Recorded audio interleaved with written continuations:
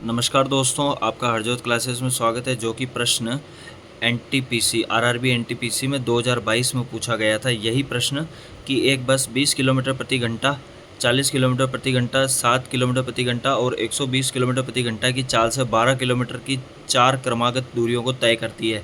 इस दूरी पर औसत चाल क्या होगी। अब देखो, इस प्रश्न को कल कैसे रखा है, कुल दूरी और कुल समय ले तो रखा है। ऊपर टोटल इन्होंने दूरी 12 मान ली, और किसी बच्चे को नहीं समझ में आ रहा हो तो पॉइंटों में आंसर आ रहा है इसे सॉल्व करने पर। मैं आपको एक आसान तरीका बताता हूँ कि ऐसे प्रश्न जब कभी भी आ जाए, भले हमें यहाँ पे 12 किलोमीटर दे रखा है, हम 12 किलोमीटर दूरी नहीं लेंगे, हम दूरी कैसे लेंगे वो आपको बताता हूँ। दोस्तों, उस प्रश्न का सॉल्यूशन मैं आपको यहाँ बता रहा हूँ कि हम कैसे कर सकते हैं।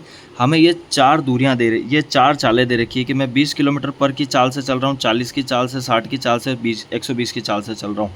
वहाँ पे दे रखा था कि 12 किलोमीटर की दूरी तय कर रहा हूँ।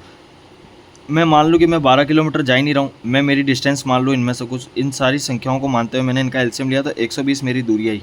यानी मैं पहले तो लगाऊंगा 6 घंटे 120 चलने में, फिर लगाऊंगा 3 घंटे, फिर लगाऊंगा 2 घंटे और फिर लगाऊंगा 1 घंटे।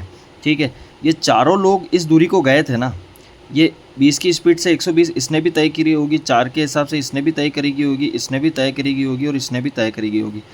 120 किलोमीटर मेरी एक दूरी थी, 4 लोगों ने तय करी। बाढ़ चौक कितना डिस्टेंस हो गया, 48, और टोटल समय कितना हो गया, 6, 3, 9, 1, 10, 2, 12, 12 से काटूंगा, बाढ़ चौक 48, 40 किलोमीटर प्रति घंटा इनकी एवरेज स्पीड हो जाएगी सबकी।